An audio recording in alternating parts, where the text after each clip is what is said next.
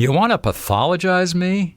Knock yourself out. Faithfully counting every leaf marked deficit, but missing the whole damn forest we know locally as survival.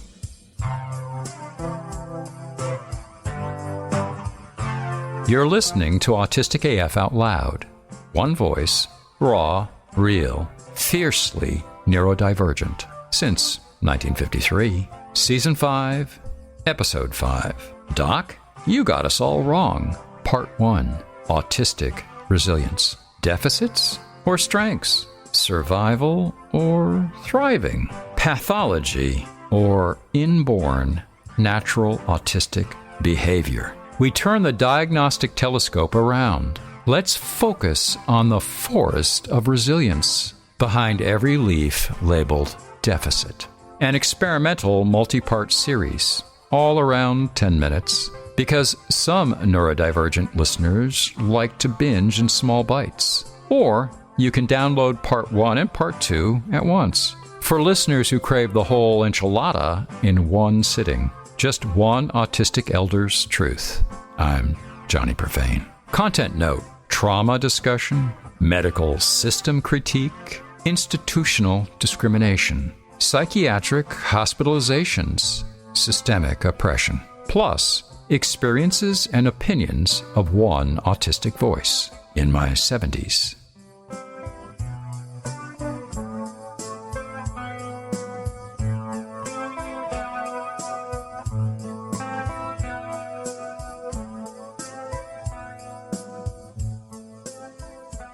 What I tell any therapist, any caregiver, first session.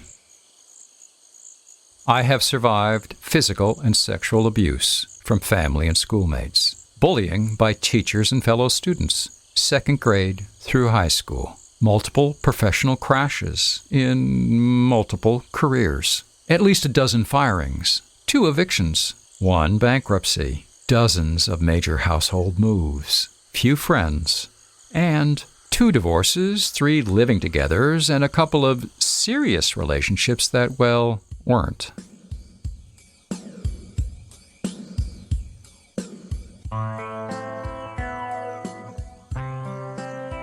Ain't this resilience? Resilience, you know, that cap and gown term pros use for getting knocked down 7 times, stubbornly getting up 8. I'm still alive, still creating, still getting published, still speaking to thousands of autistics a year. Never attempted suicide, despite 3 hospitalizations.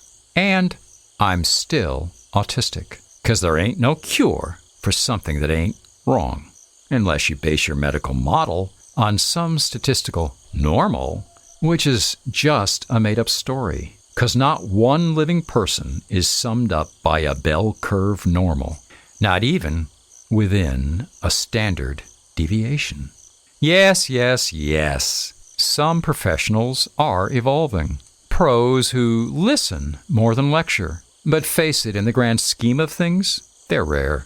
Let's get clear right now, right here. It's not being autistic that creates our trauma. It's living autistic in a society that inflicts trauma on us, refusing to accept, adapt, support us. Why do helping pros focus on my deficits, my lacks, my pitiful performance of activities of daily living, like, did I shower today? No. Rather than the sheer strength of will I demonstrate every time I take my next breath. Why do they offer to fix me, inform me, guide me, and charge me for sessions, mentoring, workshops, best-selling books, systems they've just invented, based on, at best, incomplete research?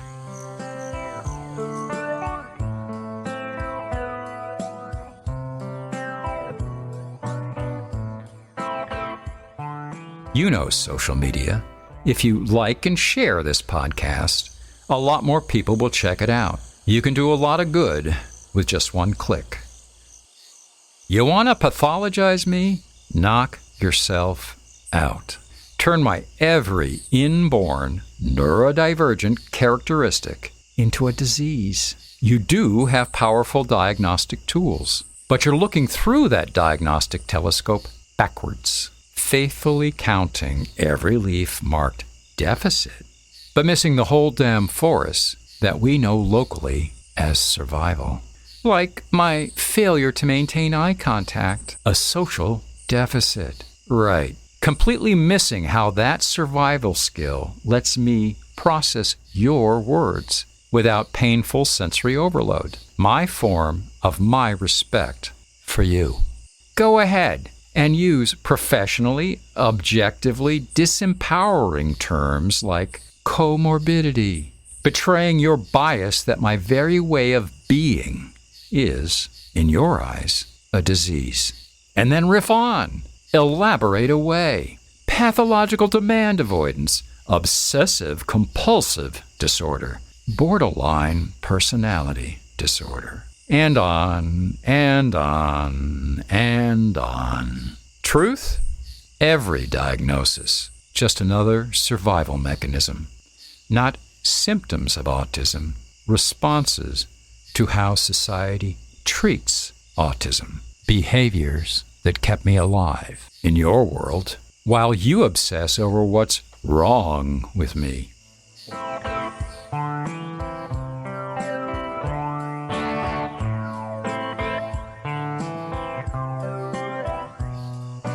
Or we could build on my autistic strengths. Look, none of us have all of these, and superpowers don't exist. Some have strengths not listed. But if you aren't looking for them, likely you're mistreating us. 1. Resilience. Just surviving multiple severe stressors is a biggie. Every autistic adult you meet has adapted to extreme challenges. Most of us traumatized. Yet we endure. We integrate. We keep going. 2. Deep feeling. Pros call them mood swings. We call it feeling everything. Deeply. Depth that drives our creativity in science, art, writing, becoming lunatic billionaires, or the cool neighbor next door. It's not a flaw, it's fuel. 3. Survival skills. My life, my continued existence is my proof, just as any autistic adult's life is. We've survived devastating life events with inner strength and coping strategies. These aren't skills most professionals understand, not even some neurodivergent practitioners, because these skills are linked to how our individual autistic minds work, which is, in fact, different, not just from most humans, from each other, too. 4. Creative persistence. Every autistic person knows this pull, our passionate focus on our interests, grabbing us deeper than hunger. We don't just see details, no matter what TV tells you. We work on wide canvases. We create, we build, we solve. That's strength. 5. Living with extremes. My knee surgeon was shocked. You walked 2 miles a day on a torn meniscus? Yes, but a light touch on my face can trigger panic. That's not contradiction. That's how we survive. We may get sensory warnings earlier than most. Yet, we handle what breaks others daily. 6. Hidden adaptability. Look at my life changes, jobs, homes, relationships. Society labels us as rigid. Truth is, we adapt constantly. We got no choice. Yet we persevere. We keep doing. That's not weakness. That's strength. 7. Processing power. We take in everything, process it deeply, yet live through emotional and sensory experiences that would derail most people. We keep going, keep growing. That's not dysfunction. That's determination. Coming directly from, not despite, our neurodivergent cognition. 8. Spectrum of strength. Maybe resilience is a spectrum too. And some of us autistics crank it up past 11. Not weakness from disability, strength from difference. Turning autistic stereotypes upside down yet again.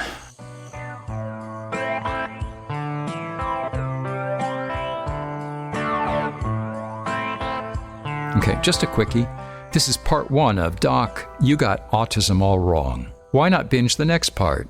Or download the long-form version with both parts. Link in transcript. Challenging normalizing models. My story? Just one among thousands, millions. I've worked as a magazine publisher, functioned as an academic grad student multiple times, and been homeless multiple times. I've been privileged to hear many, many similar stories over the decades, at all levels of society, education, age. These stories all share one truth.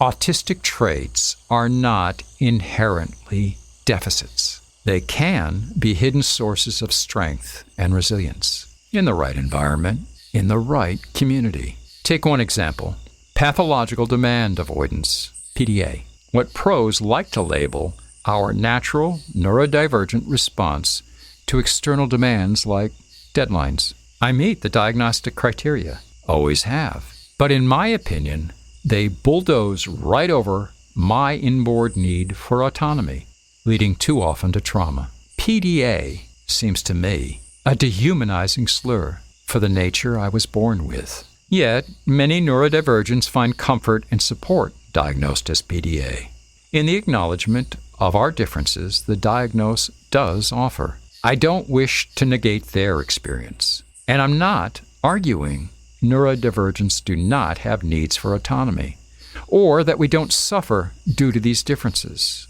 at the hands of straight culture. My point, sensory and social differences are not pathologies.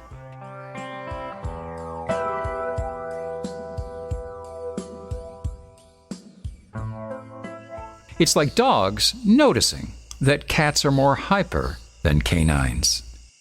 So to help them, pro dogs decide to forcibly train or torture every cat to steamroll them into converting to dog normal. We are human, autistic humans. We need what all humans need to build on our strengths, to find our nurturing environments, to choose our supportive communities.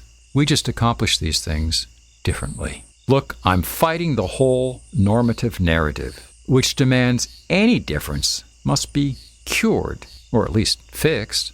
And I'm not keen on neurodivergent-based attempts to band-aid the problem by simply defining a new normal for autistics and other neurodivergents. Just another standard we may fail to live up to. Frankly, I'm calling for a strengths-based, non-normative psychology for all neurodivergents, a theme I develop in this series and future podcasts. How we might replace CBT and similar treatments with more neurodivergent-centered alternatives.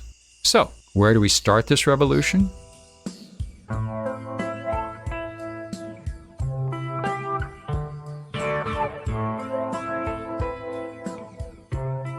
Doc, stop. Look again. At the big picture this time. See those brilliant sparks of unusual strength? Far more powerful than your deficits. Reality check. Up to now, you've just been documenting how modern consumer culture fails our neurology. In the office, in our schools, in shopping at freaking Walmart, for fuck's sake. Anywhere, we're forced to process too much sensory input, or pretend to read invisible social cues. Pretend we're you, without rest or accommodation. Let's explore a new direction. Simply put, Doc, stop looking through your telescope backwards. Look at us, right in front of your eyes.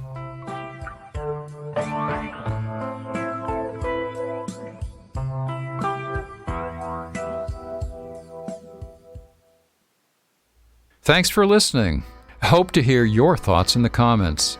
For your deeper diving pleasure, the transcript contains references and footnotes for most points I raise, from a variety of views.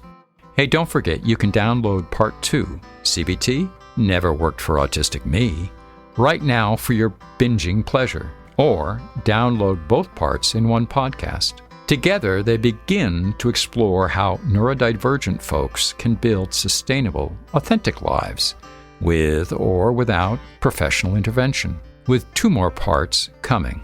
AutisticAF Out Loud podcast is supported solely by listeners like you. If you have a friend or family member touched by neurodiversity, why not turn them on to us with a quick email? By the way, we believe no one should have to pay to be autistic. Many neurodivergent people can't afford subscription content.